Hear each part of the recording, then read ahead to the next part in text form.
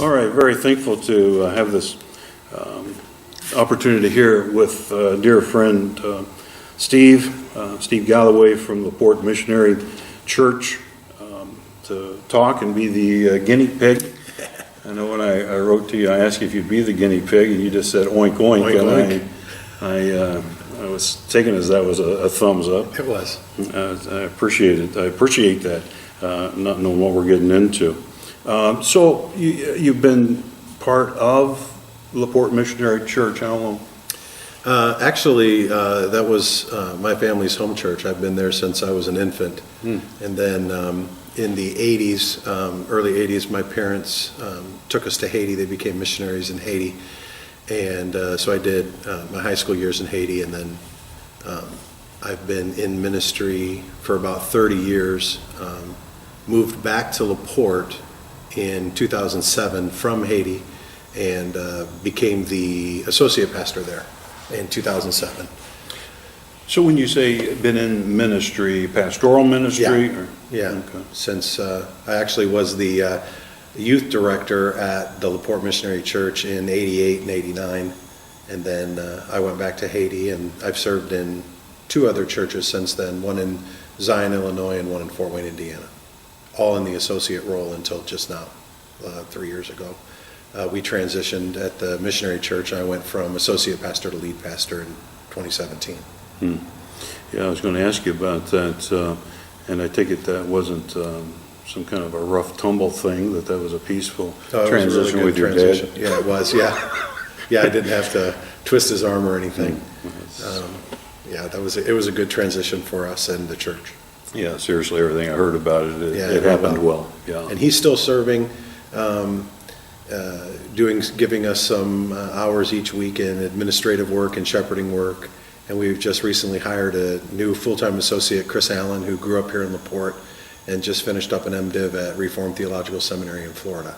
And so he's serving now as an associate pastor, primarily in the areas of discipleship and other pastoral ministries. So. Yeah, I've met Chris, and I appreciate him. Yeah, so Dad's still a part of it. Love your dad, Carl. Yeah. Glad to hear it. So you being the first one, I found myself thinking that it might be good, and maybe I'll do it for all of them, I don't know, but to be good at least for trying to put some kind of foundation of why I'm even doing this at all. The idea, my hope through doing these broadcasts is that local pastors think about just LaPorte. When you think about the whole world, all of them, that's just too big, but LaPorte. Right. And I do see, and you and I both see some things happening to try to bring some unity to the pastors here in LaPorte, and very thankful for that. As you know, Mike Sutton has done a wonderful job in transforming the ministerial association from what I went one time when I first came here 16, 17 years ago, and I didn't go back because it was quite bizarre. But he's transformed that into a wonderful thing. But just the getting together and singing and praying and putting events together, which are all wonderful things and helpful stuff, just not enough for me to tag and say the person I'm singing next to is a solid Christian person, because I've not talked to him, not engaged with him, and that, I suppose I can sound picky, and I don't mean it to be that way, but need something a little more. And so I've tried to get pastors together and to be able to deal with issues that need to be dealt with, I feel like, and that's not happened well. But I thought these podcasts might do that. Sure. So that's the thought. So what do you see happening in the area right now? Just talking about the pastors here in LaPorte. What do you see that's good, and what would you like to see more happen? Yeah, well, I think I'll echo what you say about what you said about Mike bringing us all together, and particularly when Jenny Riddle and the People in Songs ministry came to town and bought the Ruth Sabin home. We've been meeting there monthly as pastors. It's been a very positive experience for me to get to know pastors in town, ministry leaders. It's not just pastors, but ministry leaders here in LaPorte and Michigan City, to get to know them better, to pray with them, to worship alongside them, as you said. That has been very positive for me. It's strengthened some relationships that were kind of just on a very casual level, and it's introduced me to some new guys and some new friends in town, other pastors in town. It's given me the opportunity to think about them in a more personal way, to think about their churches, to pray for their churches. But like you, it has also, one of the things, I'd like to see it be a little deeper than that. I'm kind of I'm a theology guy, and I love theological discussions, not for the purpose of winning debates or winning arguments, but just because, having discussions with other men, other pastors who have studied God's Word and have come maybe even to different conclusions than I have, I find helpful to dialogue with them. And so I would like to see kind of what you're talking about here. I'd like us to do more together theologically. I think that's where it gets tricky, because that's where unity is then threatened when we find out that, so-and-so or this church thinks this way on this particular theological issue and we don't. I think while that's risky, in most of those instances, I don't think those are things that would divide us or put one out of, Orthodox Christianity. But it's an opportunity even to grow closer when we recognize the differences, and we still leave the table as friends and comrades. And I know, well, I probably couldn't serve as this pastor's associate, but I can still pray that God's going to bless him, and because I know that on these core issues of the gospel, the core issues of Orthodox Christianity, we see the same, and it's these other maybe second or third tier theological issues where there's disagreement, and that shouldn't be cause to divide us from serving the kingdom of God together. And I guess potentially we could find that there is some significant problem, and as difficult as it is to navigate those waters, I still think they're important, because we don't want to accidentally partner with people who are preaching a different gospel or serving a different Christ, because words matter, definitions matter, and so as painful as those may be from time to time, we have to be willing to deal with that if we're confronted with it. So. Yeah, I was going to mention that because I think that's important. Not that you're after division, but I think that's good if it has to happen. Instead of us just kind of keep having our arms around each other, holding hands and skipping down the road together when we're not even right on the gospel. Right.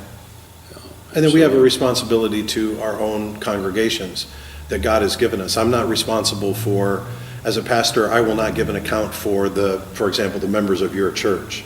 But if I'm not careful and my congregation, sees a unity that's not based on truth, I could be sending the wrong message about you and your, I hate to put it this way, but the safety of your teaching. I want to be able to give an accurate representation, not me saying, oh, this is what Tim believes, but me saying, hey, I've had a conversation with Tim, and this is where he and his congregation is on this issue, so keep that in mind.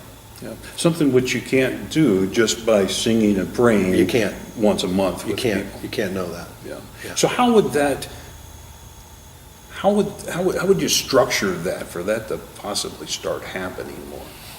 Well, and again, part of the difficulty of that is, we're all very busy. I mean, in addition to, raising up leaders in my own congregation and discipling individual men in my congregation, I'm part of a denomination that has denominational events, and there's a district within that denomination that I'm part of. I'm heading there this afternoon for a governance meeting, and so I have a group of pastors already from my denomination that I meet with every 6 weeks or so. We read a book together, discuss the book when we meet. We have those theological conversations. The hardest part for me is just finding the time and opportunity to do that with another group of pastors. I love it. I love working with you annually on the Growing Without Compromise conference. It's coming up on March 21st. We should let all your listeners know that. And working with Agape Christian Church on that as well. But, and so, time is limited, and unfortunately, at the end of the day, sometimes I have to prioritize man, this would be great for me to form another pastor's roundtable here in LaPorte, but I'm not sure I have the time. Those kind of issues come up that make it a little bit more difficult. And like I say, when I prioritize, I have a responsibility to help in my denomination as I can, help pastors in my denomination, help my own people, and then further down that list would be, the pastor of church over on, the west side of town. As important as that may be, I don't see that particularly as my calling necessarily.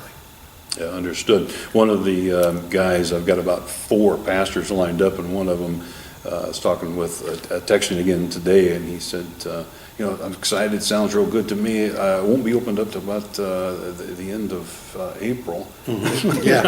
Yeah, exactly. I understand the time crunch. Exactly. I try to make it clear, an hour of your time, beginning to end, is the plans and the hopes. So give me, I know this is going to be kind of a tough one. I don't know if I prepared you for this one or not, but just a summary of the gospel. So you had an elevator from the 8th floor to the bottom, and you had an opportunity, and somebody says, hey, I'm just wondering, could you tell me what the gospel is all about? Okay, so an 8-story elevator ride. So that's real quick. Basically, the easiest way that I would explain the gospel would be that God created everything that there is, including us, and He created us and put us in a good situation. Adam and Eve are the mother and father of us all, and we rebelled against God and His perfect design, and that separated us as human beings from God because of our sin. Adam's sin tainted us from birth with a sin nature, and we all capitalize on that. Once we get the ability to do anything on our own, we will add to Adam's sin our own sin. And as human beings, because the problem is us, it's in us, it's not outside of us, the problem is in us, we're incapable of fixing the problem. The problem being our need to be reconciled to God. Which is what I think the gospel answers. So because I'm a sinner, because I'm an enemy of God, and because there's nothing in me that I can do, no good works, no acts of penance, nothing I can do to bridge that gap between God and I, God had to take the initiative and do that. And He did that by sending His Son, Jesus Christ, to be born as a man, fully God, fully man, who then on what we call Calvary's cross, on the cross, Christ took God's punishment for our sin. There was a substitutionary aspect to the death of Christ. It wasn't just look how much I love you, I'm going to show it, demonstrate it by this ultimate sacrifice. That sacrifice was an act of love, but it was a substitutionary sacrifice. I think if I were to present the gospel, and I know I'm already on floor 2 now and the bell's about to ding, but I always stress that Christ took our place. I think there's lots of motifs and models of the atonement in the scriptures that we could, if we had a 50 or 60 floor elevator ride, could tease out. But I want to make sure that people understand that Christ took their place. He took the punishment that should have been ours. And in that divine exchange, not only did He take away our sin, but He gave us His righteousness. So He had lived the perfect life. His death was our death. His perfect life was our life. And so there's that divine exchange that some poets and theologians have called it, where, like Paul says, God made Him who knew no sin to be sin for us, that in Him we might become the righteousness of God. That's the gospel. And hopefully, as we were walking out to our cars in the parking garage, that would have created all kinds of questions in this person's mind about how one appropriates that. And, the gospel, is not it can't be done accurately in a track or a quick little thing, but I would get that point in there. Jesus died for our sins, and how that's appropriated and how we do that is a longer conversation. Yeah, I'm pretty sure you're chasing the guy down the hallway. Yeah, by now he's gone. He's like, okay, thanks, but probably shouldn't have asked you. Yeah, but I appreciate what you have said. I mean, I feel like that's what I want to hear. That's what we have to hear from each other. I mean, that's foundational stuff, and if that's not right, then I don't know how we can ever expect unity. So what's some of the greatest difficulties you find personally in ministry itself? For me, and it's been 30 years now, most of those years as an associate, early on, I did, kind of very specialized youth ministry type stuff, but most of it's been discipleship-driven ministry in local churches. But I would say one of the hardest things has been navigating some of these theological issues in the context of a local church. Because even though most of my time in ministry has been in the context of a single denomination, even then, the congregation has never been uniform in its theology.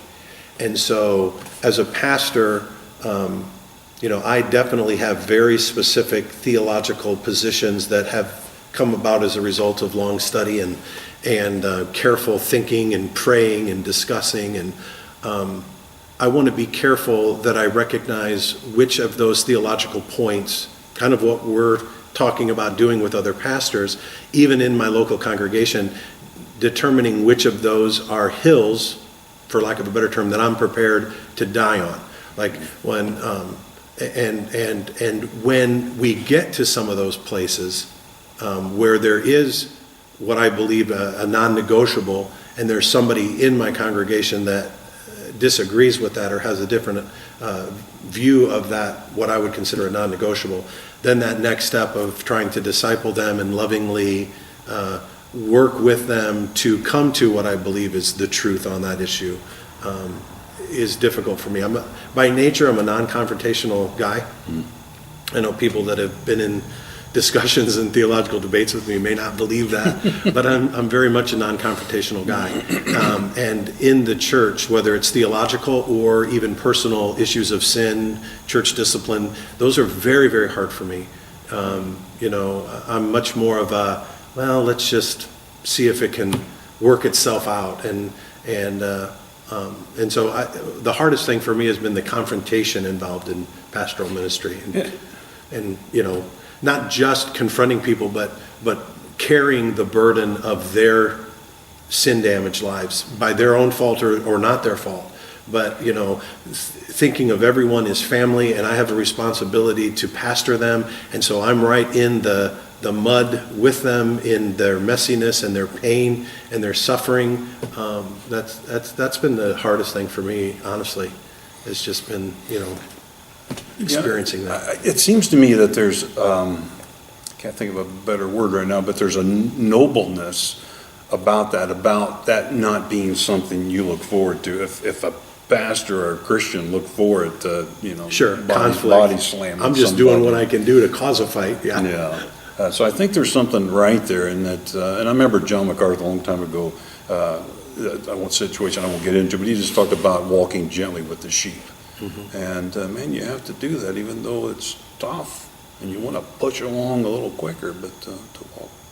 Yeah, and I think a lot of people will understand when I say, a lot of us stay up late at night thinking about difficulties with our children, with other family members or close friends.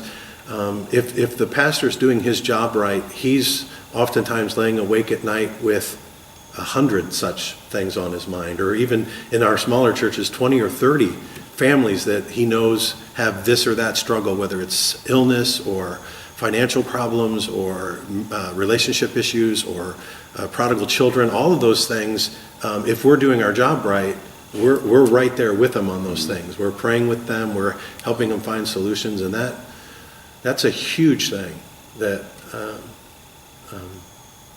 really requires you to be able to have the kind of relationship with Christ that you're able to not only turn your own things over to him, but those of all your congregation as well. Yeah, one of the weights of pastoral work that people don't quite know, if it's easy and not weighty on you as you're just dealing with the congregation moving forward, I don't think you're doing, something's wrong. Yeah, we're not hired men or shepherds. That's a very important thing to remember. Our timer stopped, but I'm Okay. thinking maybe 15 minutes over with, so let's just take a break. Okay. And then get into the subject that I Okay. suggested Sure. we do. Sounds good.